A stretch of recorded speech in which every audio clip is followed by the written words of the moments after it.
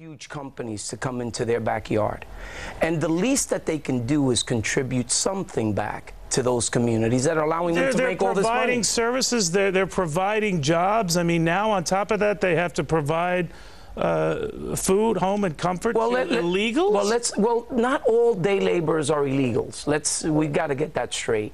I'd say 40% of them may be illegal. I don't care they are not, but all of a sudden you have people loitering around in your lot. It would be akin to when you and I were kids if we were biking around or, you know, going crazy in a mall lot, and then all of a sudden the ordinance was, you know, you really have to take care of those kids and provide them some soda and food just because they're just loitering around. Well, let's look at what common sense really indicates here. Your community and my community. We don't want these day laborers hanging out in the corners. They're not going to be arrested. They're not going to be deported. Nothing's going to happen because our elected officials are not doing their jobs. We don't want to do it, but we're going to force the companies. I mean, I follow Wall Street, these companies every day. Now, Home Depot's having a good day in the market today, but that's a hurting store these days. It's not a hurting store. Are you kidding? No, it's been losing money hand over fist. I'm saying that there are a lot of these big companies that have enough problems of their own without cities and states dictating to them responsibilities that they've never had before. Well, I think that it's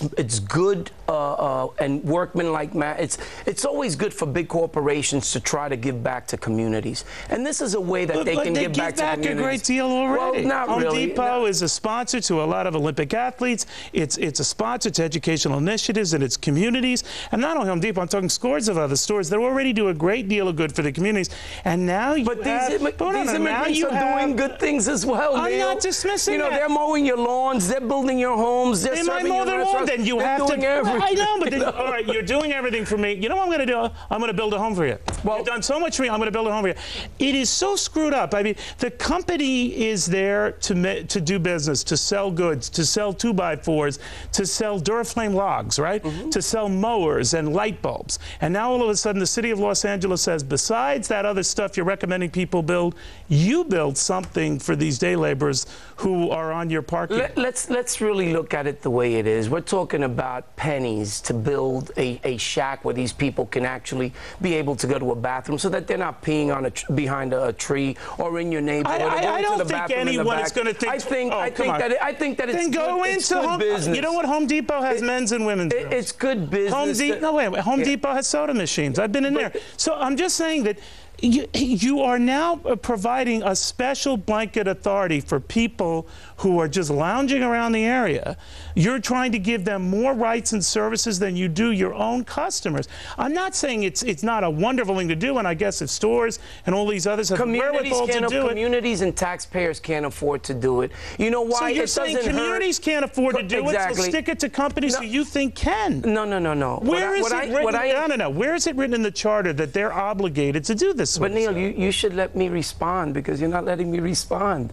I want to be able to communicate to the people. Communicate. Bottom line is that these large corporations come into communities, and a lot of the agreements that they have is that they have to give back a certain portion of whatever earnings they make. And that's not a bad deal. To be able to provide a safe harbor in the mornings where these day laborers that are basically buying and installing the products that they're selling. I love you to death. Is not you are a bad kind thing. and decent man, but you're as crazy as a bedbug. Because here's something. If you're Home Depot, right? How did you call me crazy? Crazy as a bedbug. I just did. Because here's what I'm thinking.